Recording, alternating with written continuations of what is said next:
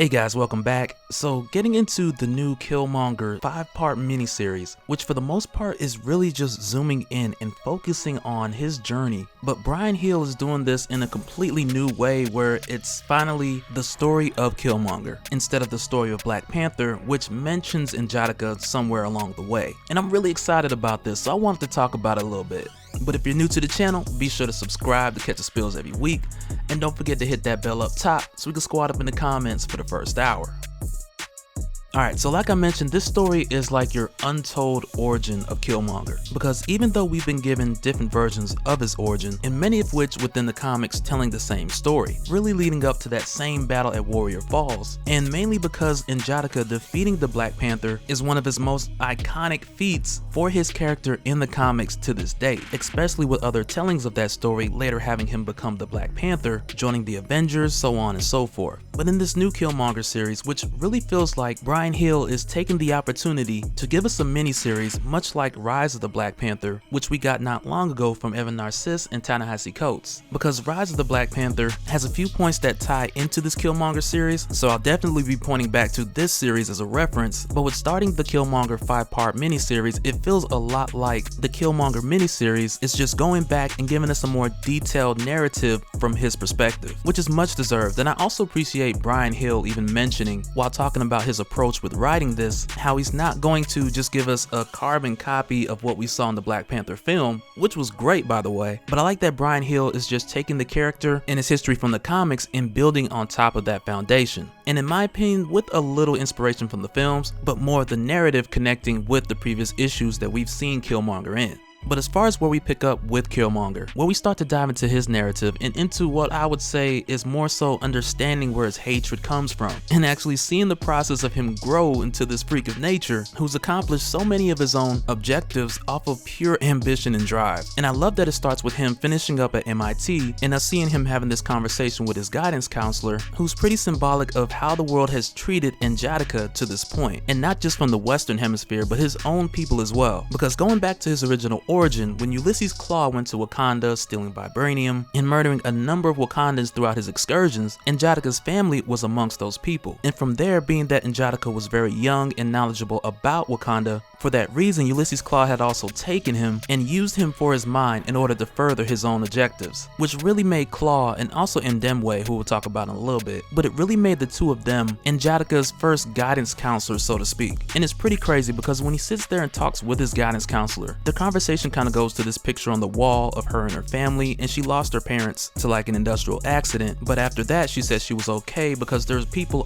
around who was there to help her out and guide her along the way. And for the case of Injatica, his first guidance counselor really was Ndemwe. And we found out back during the miniseries Rise of the Black Panther that Ndemwe was the son of Tanzo, who previously was a member of the Border Tribe, who had fought T'Chaka, the father of T'Challa, who had fought and challenged him twice to become Black Panther and failed. And as a result of him failing and his injuries being so severe, since then he couldn't return to the Border Tribe. And because of his pride, he wouldn't take help from Wakanda. I guess he didn't want to be on Wakandan welfare. But it's from there that Ndemwe had his own hatred for the Standing King, and from there solicited his assistance to like Baron von Strucker with Hydra and Ulysses Klaue, which also resulted in King T'Chaka building a relationship with Howard Stark, which is where the significance of Long Island will come back in later. But during the time when Ndemwe was working for Ulysses Klaue, Ndemwe is the one who actually killed Injatica's family. At least that's the narrative that we got in the Rise of the Black Panther. But in Killmonger's narrative, Ndemwe's explanation is still similar to the point of he was the one who told Ulysses Klaue that he should spare young Injatica because of his valuable mind and the number of ways that he could also be a contribution to what he was doing. And with Ndemwe being one of his first guidance counselors, so to speak, and almost like a mentor or a father figure, it was from him that Injatica learned early on that he wanted to be his own guidance and not just used by everyone else. And we're shown that a lot of this unfolded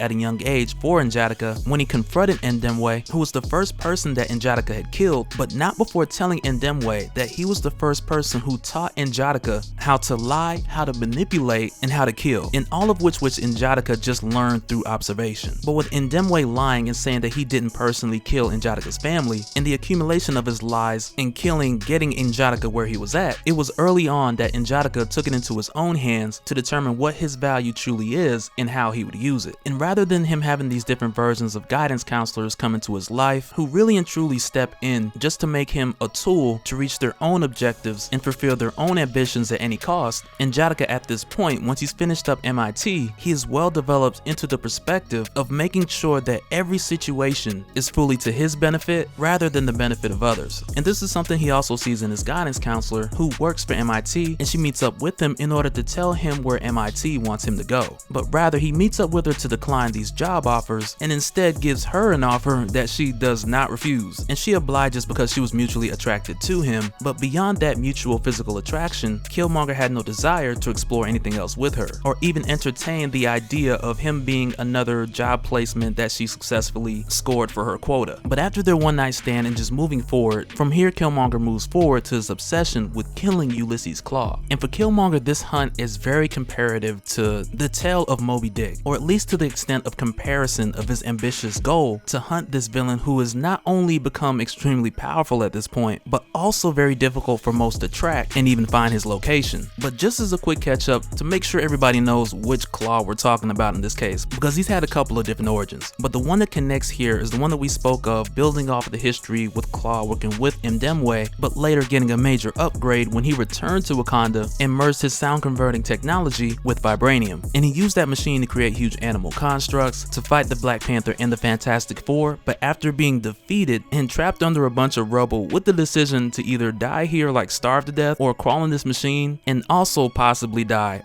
or become incredibly powerful, he chose option B, which caused him to come out as solidified sound and a lot harder to kill, which we will find out in other Black Panther comics and I'm sure we'll see more of in the Killmonger series. But upon tracking down Ulysses Klaue in one of his secret meetups and exchanges, Killmonger, who has planned it out in his mind for this to be his night of revenge, but instead of him getting that revenge, his assassination attempt is botched, in which I'm not really sure how well it would have went anyway, given that even when the rifle was kicked out of his hand, the bullet just bounced off of Klaue's head. But when this happens, the young lady who catches him, who's only recognized by the name Knight, and not to be mistaken for Misty Knight, she initially asks him who he's working for and he tells her he's working alone, and she tells him that she believes him, into which shortly after she's given the order to take him in, so she knocks him out and does just that. But it's here that we find out that she's part of a group that names themselves after separate chess pieces, with her being Knight, another member being named King, and the third member being named Rook. But as it stands at this point in time, this particular team is just one of your resources on a list of many that work for Wilson Fisk. And with Killmonger being stopped in his attempt to kill Ulysses Klaue, this was only done so Klaue would be spared, because for Wilson Fisk, who doesn't necessarily agree with Klaue, but for the moment Wilson Fisk would rather him not dead because he makes a lot of money doing business with him. And with them catching Killmonger and bringing him in, initially you would think that they would just kill him, but the reason that they didn't and they instead ultimately let him go is because they're intrigued that this random person figured out how to find Klaue. So for that reason, Wilson Fisk let him go, only to have him followed so they can find out more about him. And I feel bad for the dude that followed Killmonger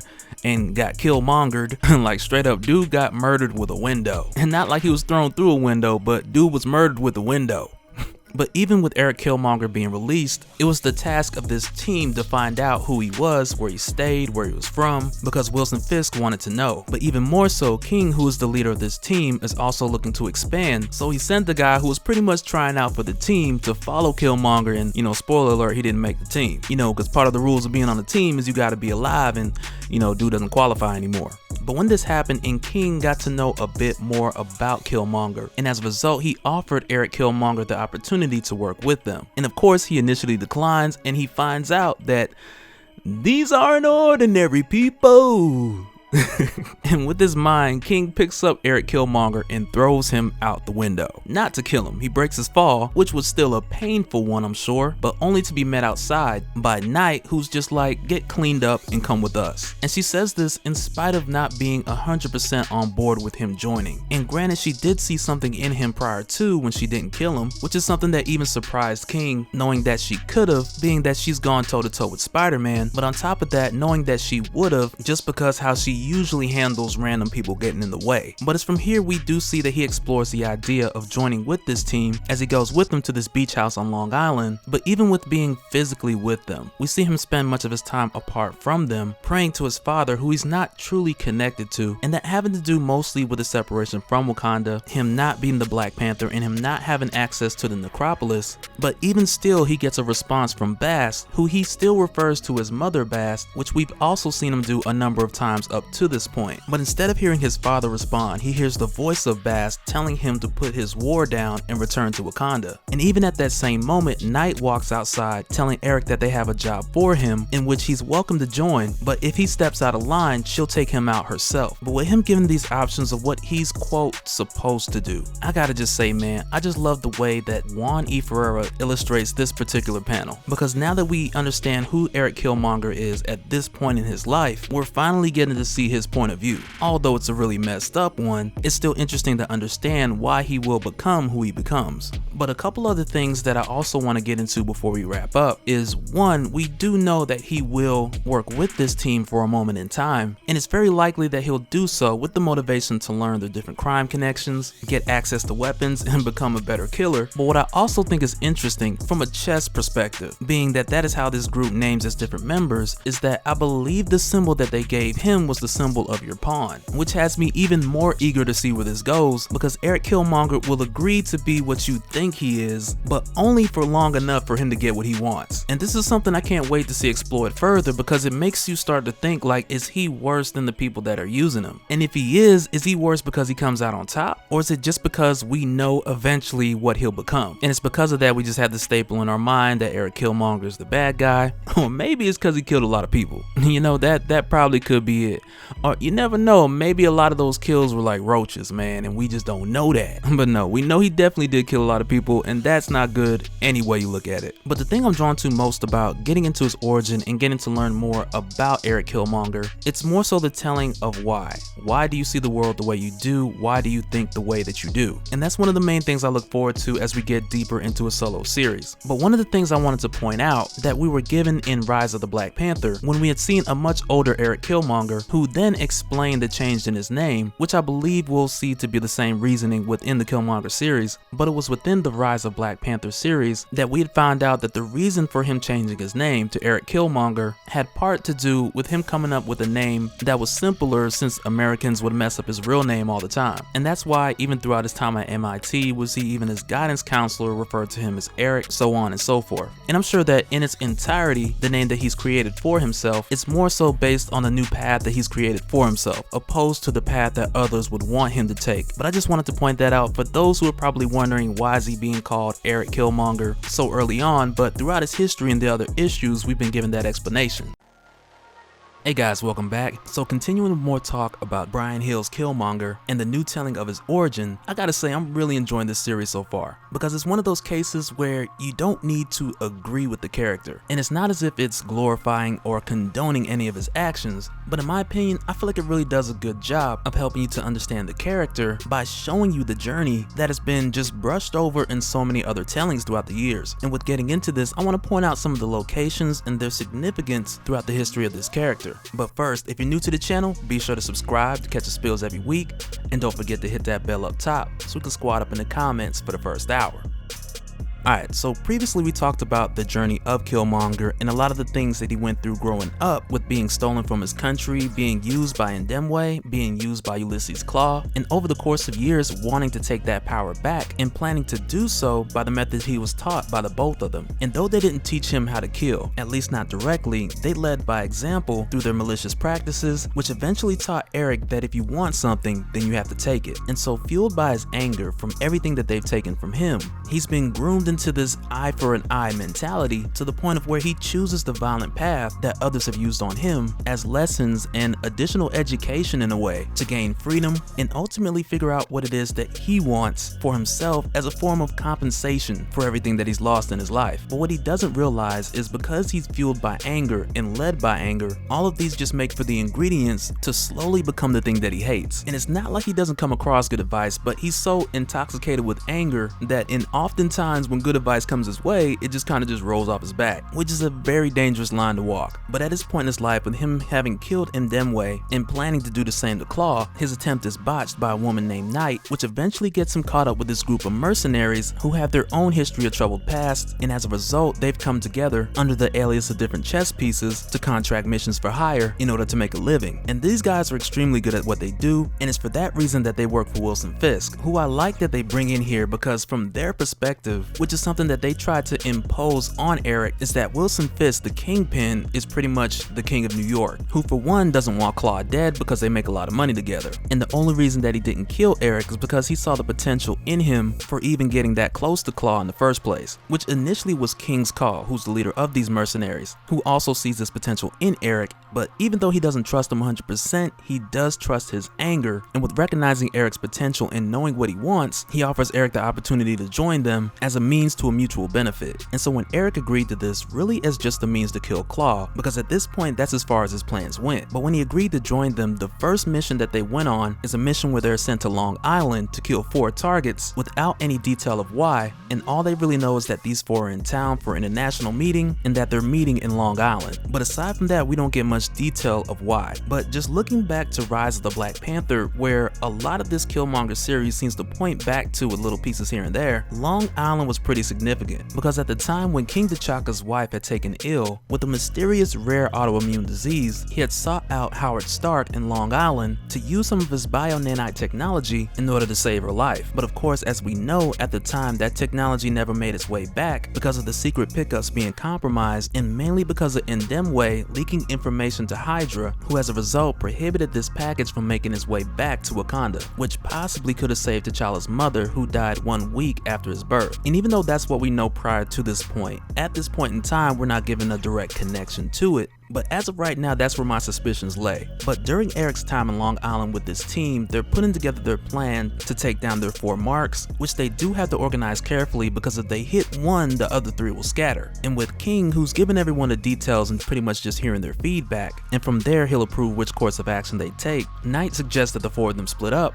get all 4 at the same time to avoid any loose ends. And as far as Rook, who's more concerned with Eric being a liability, and mostly because this whole time he seems to not really be paying attention, on top of the fact that Rook and Eric often go back and forth, but King assures him that he trusts Eric's anger, and if Eric steps out of line, that he has a backup plan for that. But as it turns out, when Eric proposes his idea, telling them not to make it too complicated, just call all 4 of them, lie, say Wilson Fisk wants to meet up in a secluded place, and that way you have all the targets in one spot, which is an idea that Rook doesn't like, but he doesn't like anything Eric says anyway. But for the record, this is an idea that Eric actually got from Ulysses Claw, once again applying what he's learned and executing those tactics. But with things getting heated between Rook and Eric, he takes Eric outside, warning him that Rook has a healing factor and he can only be killed through decapitation, and just letting him know so he doesn't find out the hard way. And in addition, he warns Eric to be careful of his anger, which is leading him to feel like he's invincible when in actuality he's not. And he compares it to an old gun, telling him that sometimes it might work and other times it might just blow up in your face, but at that time when you need it, you don't know which outcome is going to be, which is a very good analogy, might I add. But as it turns out, King ended up going with Eric's plan, and they end up calling these 4 targets into one location, where you have the international lawyer, the narcotics trafficker, the money launderer, and the accountant, who are expecting to meet Fisk and totally unaware that they are actually the targets for this hit. Because when they do implement Eric's plan, and by doing so Eric almost gets killed, Rook offers himself as a human shield to save Eric's life. And even with Eric being symbolized as the pawn out of all the marks, which is a bit suspicious if you ask me, but Rook follows through, taking the fire for Eric and saving him, mainly because he understands that Eric isn't that skilled at this point. And though he may have came up with a great idea, his tactics of execution aren't all the way there, which just goes to show us how far this Killmonger is with his shaky, nervous hands and his moments of hesitation, how far he is from who he will become. But I also would say it's a huge moment for Rook, who showed, even though him and Eric don't get along, that there's still a level of concern there to where he doesn't want him to die and he's willing to be a potential friend. But it's also not long after this job where King gives Eric another word of advice, where we once again get one of those glimmers of Eric being pointed in the right direction in the midst of all this. And it's really King following up what he told Eric outside of the club by letting him know that rather than having this anger making you feel like you're invincible, that he should consider using hope as a more powerful tool, because people who believe that hope is at the end of the tunnel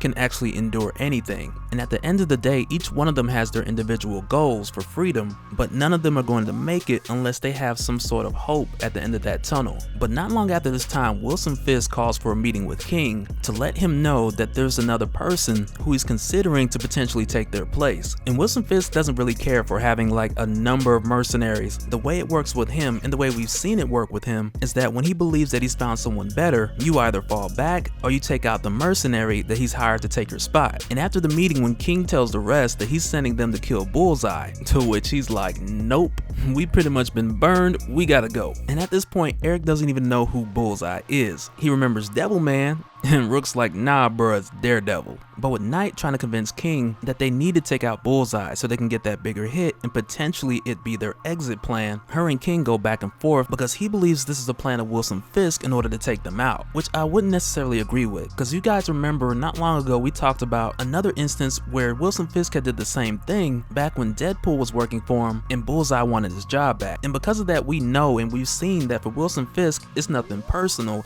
It's more so a matter of let the best man win, because he doesn't want the most mercenaries, he only wants the best, which should have been Deadpool, but we ain't gonna go there. But while Knight is trying to reason with King, who rather enjoys staying alive, and Eric finally makes amends with Rook, who's decided at this point that the two of them should just put the past behind them and just start their friendship with a clean slate, at this point in time they're all completely off guard and distracted from the main objective at hand, which is something in their line of work you just cannot do because it'll cost you everything. And as a result, in the middle of their conversation, Rook randomly gets these bolas just randomly wrapped around his neck, to which seconds later just explode. And without the slightest chance to react, they're attacked by Bullseye, who has clearly made his decision. And with Eric, who initially attempts to take him on, telling Bullseye that he's not afraid of him, and King forces them to retreat, knowing at this point if they stay, all three of them will be killed as well. But as a result of this attack catching them off guard and happening so quickly, and with them losing Rook, they burn down the safe house, with King telling them that leaving New York is non-negotiable. And when Eric responds that they should take out Fisk, King leaves the two of them telling Eric that he's not strong enough to kill a king, which is a bit of foreshadowing, and not to Eric actually killing Kingpin or killing King himself, but more so to the point of us knowing that he'll accept these words as a challenge to later become someone who can.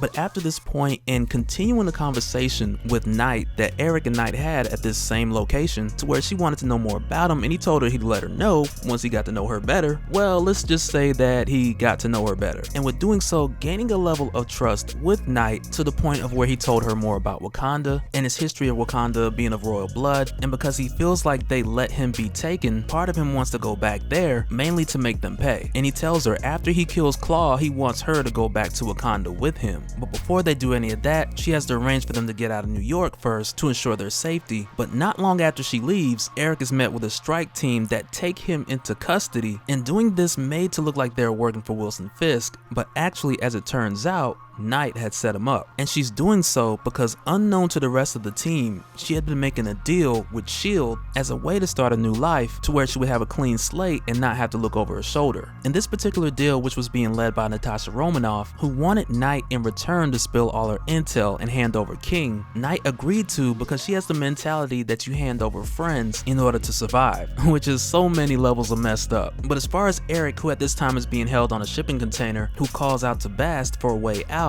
Bast responds, who at this point has been constantly calling back for him to return to Wakanda to serve under T'Challa, which he refuses to do because this will deny him from getting his vengeance against Claw, which is something that he refuses to give up for anyone. But still, while they're on the ship, Knight wakes him up, filling him in on her deal with S.H.I.E.L.D. and her agreeing to cooperate with them in taking down King, and she solicits his help, which was also the request of Black Widow. And though he does agree to help her, he also knows in the back of his mind how frail her loyalty loyalty is. So he agrees to do it with the intention of just to do it to get S.H.I.E.L.D. off of their back, and telling her with just a little more blood, a little more war, that the two of them will be free and able to go to Wakanda. And Eric tells her if she believes in him, if she believes in the two of them, he'll make sure that she's free from S.H.I.E.L.D., and because of her, he'll actually put aside his vengeance and make her his queen when he returns to Wakanda. And man, there must be something special about this girl make you want to put away your vengeance, because he wasn't about to do it for Bast, but he'll do it for her. But on top of that, I'm curious to know what you guys think. Like for Eric,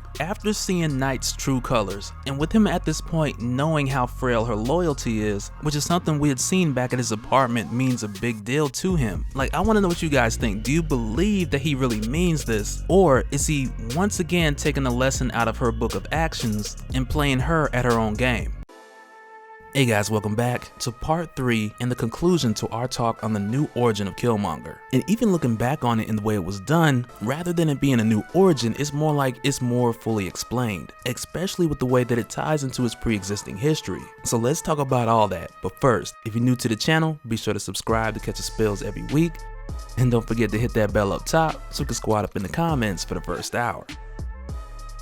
Alright, so previously in our talks about Killmonger's origin and how it ties into much of the pre-existing history, like the further it goes, we begin to see a lot more of that. And I'd have to say, like in retrospect, the best way to view this miniseries is more so like a narrative that fills in the gaps. But right away, just picking up where we left off with Eric linking up with this crew that was working for Wilson Fisk, and shortly after catching a vibe shooting shots with one of the members of this group by the name of Knight, to whom was the only member of that group that he had really opened up to. But around the time that Eric was brought in, Knight had been working with S.H.I.E.L.D. through a contact with Black Widow, and not doing this so much for reasons of betrayal, but more so towards the end goal of having an exit strategy, because she knows the things that her team has been running and doing, they can't do this forever, or at least not without ending up dead like Rook, or on the other hand getting thrown under the jail. But with her initially making this deal with S.H.I.E.L.D., initially it was just to give up the Kingpin in order to buy her freedom and a fresh start. And as far as Eric, at this point in time, he hadn't really done anything to get on S.H.I.E.L.D.'s radar, so in his case the pressure wasn't so much on him versus the idea of using him to help Knight to take down the last remaining and most dangerous member of their team, which was King. Because for Knight, who at this point was really just concerned with her own freedom, she then ended up making a deal with Natasha Romanoff that if she was just to hand over Knight, then she would be free. But from Eric's perspective, he only agreed to help her out because he cared for her, and he had told her genuinely that he would take her to Wakanda with him, and sure, there would be a little bit more war, a little more bloodshed, but after that they would rule together with her as his queen. And this is something like in the beginning I was skeptical about, like if he was really for real, and as it turns out he really was. And he even went as far as to the point to say that he would set aside his vengeance for her, which for him is kind of like having your cake and eating it too, because getting vengeance and taking the throne is kind of two birds in one stone type of thing. But the most important takeaway is that he truly meant what he said to her, as far as him viewing her as his queen and wanting her to stay with him. But so after this, and when they make their way to Bulgaria, which is where King is told Knight is where he went out to when everything was over, but King had never mentioned that he had a wife, and obviously keeping his wife's secret for his wife's protection. But when Knight and Eric arrive here, Knight doesn't just come in guns blazing trying to take him down by force, but rather she just tells him the truth about everything, and doing so in a very naive way, as if King would just hand over his freedom. And when King rejects it immediately, Eric just asks him to step outside so they can talk, which is actually what King would prefer because he doesn't want his wife getting worked up with this whole conversation. But as far as Knight, let me get back to Knight. With her even making this offer to King, which on the surface sounds stupid, and then there's another layer that makes sense, and then underneath that layer is stupid again. It's just one big stupid cake. But as far as the part that makes sense, her idea is for him to turn himself in while he still holds value. And for the type of work that they're in, she's being super optimistic, because on one hand, yeah, if you get the man in, and that man being King, who had worked closer with Fisk than any of the others, yes, it's true that he would be able to give you more valuable information, but at the same time, a lot of that valuable information has a clock on it as far as how long it is good until it expires, because King would of course know up-and-coming meetups, potential targets, and a whole lot of other useful information that S.H.I.E.L.D. could use to either stop Wilson Fisk or put him away for good. And Knight's main argument was to turn yourself in now before your value expires. And so for Eric, pulling King outside and talking to him, like he was really at least trying to help him, and even telling him like, hey, if you choose to run, hey, that's cool, but you got more options around the world than me and Knight do. And speaking of Knight, on their way walking back, Knight comes out the cabin with King's wife at gunpoint, which for Knight is another one of those moments of her just making a hasty decision, because she's always said and she's always believed that King is not someone who can be persuaded just simply by words, but in his case you also gotta apply a little action with it. And so with her coming outside with his wife at gunpoint, Celia, it's more of a scare tactic, and she's called in help to take down King, and that help being just some freelance bounty hunters, whom she announces will be arriving within seconds. And just to be clear, Eric didn't know anything about this, and it's even at this moment that she tells Eric that she doesn't plan to go with him to no fantasy land. Like at this moment she is bailing on every preconceived plan that she's had for everyone except for herself. And so when the freelance mercs show up, of course it doesn't get any better, but this is also something that Knight could have avoided even after making the arrangement for them to come, because had she just stayed calm and not sent out the signal for them to come in, the three of them could have worked out an entirely different arrangement. But of course with these inexperienced bounty hunters that she probably found on Craigslist, when they come in they're not just going for King, but they're going for everybody except for Knight, of course. And with King's only concern keeping his wife safe, which Eric tries to help him do as King goes to take these guys out, King ends up getting wet up in the process. And though in his efforts he's only able to take one of them out, and Celia is still caught in the crossfire, leaving King and his wife dead, which pisses Eric off. Like from there he just goes bananas, and he single-handedly takes down the other two. Because the both of them were more focused on finishing off King, Eric uses the element of surprise to his advantage, and he just takes the two of them out. But as far as Knight isn't so easy to take down, mainly because she's a mutant, and not a crazy powerful one, but she is much stronger than your average man, which is about where Killmonger's at this point. But even at this point with defending herself, she's also doing so verbally and letting him know that she didn't intend for it to go down this way. And after getting the upper hand, she tells Eric, if I was you, I would kill you. But more so out of a place of guilt and shame, she spares his life, leaving Eric and King in the middle of the field. And when Eric goes to check on King, like King with his dying breath gives Eric the key to his cellar, telling Eric that down there he'll find what he needs and to get revenge for all of them, which is like one of those crazy moments when someone you've known for years betrays you, but then on the other hand, this person you've met for a matter of months, you've grown a much deeper connection and friendship with. But right when King dies, Eric meets Kaluna, Wakanda's forgotten god of war, and she addresses him by his Wakanda name, of course, Njadika. But what we also find out is that she's been forsaken much like Eric by Wakanda. But in this moment, Eric's anger and his thirst for vengeance open a pathway for her to finally find him. But it's from here that she tells Eric that she's going to teach him all the truths that Wakanda has hidden about her with so many lies. And even up until this point, the only trace of any knowledge of her in Wakanda, they're really just images of her with no name, just made as a warning to be perceived to the people of Wakanda as a symbol of betrayal. But here she tells Eric, I see your future. I see you throwing Bast off of the Warrior Falls into the darkness so that he can take vengeance for the both of them. And in exchange, she will give him strength, she'll give him wisdom, she'll teach him the truth, she'll mentor him with war tactics. And from this moment forward, though he physically has nobody else, that she will always be with him. And so shortly after seeing her that Eric goes down to the basement of King, to where he now has access to King's entire arsenal, his armor, his cabin, pretty much everything. And so now from here, and just really referring back to what I mentioned earlier on this playlist, where I noticed that much of these events had pulled from things that we had seen in Rise of the Black Panther, and it's mainly because we come to find out towards the conclusion of the Killmonger miniseries, and really more so after Eric meets Kaluna, and we fast forward 1 year catching up with Knight, that we see even more so that a lot of that foreshadowing wasn't just nods to the older comics, but rather it had dubbed this Killmonger miniseries as a prequel that runs side by side with Rise of the Black Panther. But as far as jumping 1 year forward, when we follow up with Knight, who's living in London under her new identity, which is provided by S.H.I.E.L.D., she arrives back at her townhome only to see Eric there waiting on her. And I gotta say, granted that it's only been 1 year, like this guy is huge. He is way huger than he was before. And this drastic change between 1 year's time is a combination of a couple things. And sure, part of it is working out, but in addition to that, he's also been given strength by his god Kaluna, which going forward is definitely going to be your explanation to why he's able to go toe to toe with the Black Panther. Or even more than that, tackle an elephant every now and then,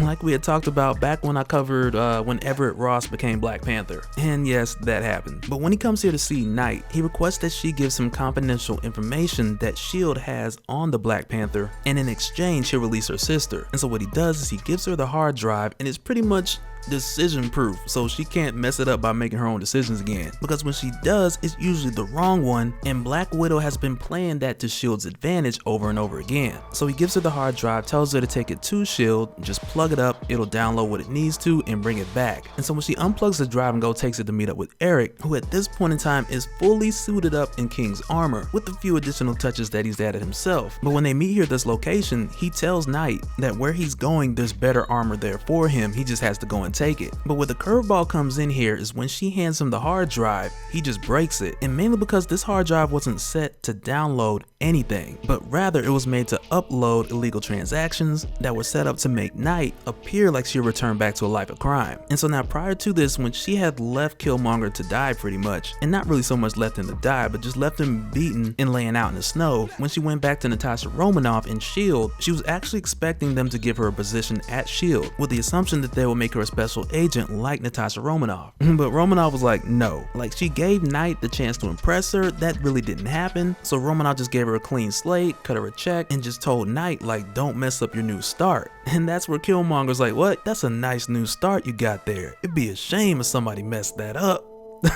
But with him making it seem like Knight had went back into her old life of crime and connecting this drive to S.H.I.E.L.D.'s computers, which he knew would send a red flag to S.H.I.E.L.D. and have them come back to where they were. He then takes down all of the S.H.I.E.L.D. agents and using moves that none of them could keep up with. And when he finally gets to Knight, he takes her out, telling her that her sister's already dead. But even in this fight between the two of them, unlike how it went down a year ago, her strength is no match for his strength, speed, and skill. But just before she dies, she sees behind him Cleluna, his god, who has given him his vengeance. And it's a crazy look because she has no idea what has happened over the course of this last year. But in a form of a bit of poetic justice, the last thing that she sees is actually the physical proof of what this quote land that she called a fairy tale was actually something real. Like these fairy tales that Eric always spoke of, like in this moment in her mind, it's like, well, maybe he wasn't so crazy after all. But even through her betrayal, even through the moment to his revenge, ever since they were intimate, he had always referred to her as queen, and even in his revenge, he continued to do so. But after this was done, he just walked out the front door, and he knew when he left that backup agents for S.H.I.E.L.D. would be arriving at the front as well, but he had a little surprise waiting for them too. But even when this happened, you can tell that there was a moment of grief on the part of Natasha Romanoff because she had felt sorry for Knight, and though Romanoff didn't know exactly who had did this, to Romanoff, Knight was just this confused little girl who of course she used, but at the end of the day, she doesn't believe that she deserved this. But so after this, and I want to say jumping forward like a few months later, it's here where we see Killmonger's story go directly into the pages of the rise of Black Panther. Because previously when I mentioned a time when N'Jadaka had spoken with the White Wolf shortly after his conversation with T'Challa, it's here where we get the addition to that conversation with T'Challa, where he shows Eric, or N'Jadaka, one of the only images of Cleluna in Wakanda, showing that she is the sister of Bast, the betrayer of Wakanda, and that the image of Cleluna is only good to the people as a warning of where hatred and anger can take them. But that'll do it for the Killmonger miniseries. You know, on one hand, I thought it would go further to like the actual fight on Warrior Falls, just more so ending with Killmonger's victory, even though we know that's not the end of the story. But just in my opinion, I feel like that would have been like a grander way to just end it. But that'll do it for this one, guys. Let me know your thoughts down in the comments below, and we'll do it again in the next one. Alright, later.